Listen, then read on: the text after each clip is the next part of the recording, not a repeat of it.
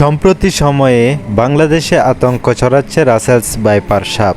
যতটা আতঙ্ক ছড়াচ্ছে রাসেলস ভাইপার সাপ, তার চেয়ে বেশি গুণে আতঙ্ক ছড়াচ্ছে ফেসবুক এবং ইউটিউব।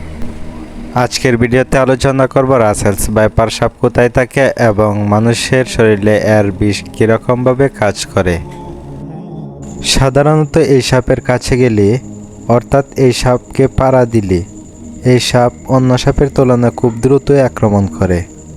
আসলে এই সাপ কোনো মানুষের দিকে তেড়ে গিয়ে আক্রমণ করে না। তাছাড়া এই সাপের আক্রমণে মানুষের মৃত্যু হতে পারে, এই কথাটি কিন্তু সত্য। এই সাপকে আগে পাহাড়ি অঞ্চলে দেখা মিললেও উপদ্রব বেড়ে এখন দেখা যাচ্ছে বাড়ির আঙ্গিনায়, অর্থাৎ জলাশয়ে। একটি পরীক্ষাগারে দেখা গিয়েছে সাপের বিষ নিয়ে মানুষের রক্তে ছেড়ে দেওয়া হলো, সাথে সাথে রক্ত জমাট বাঁধতে শুরু করলো। অর্থাৎ এই সাপ যদি কাউকে দংশন করে তাহলে মুহূর্তের মধ্যে মৃত্যুর কোলে ঢলে পড়বে।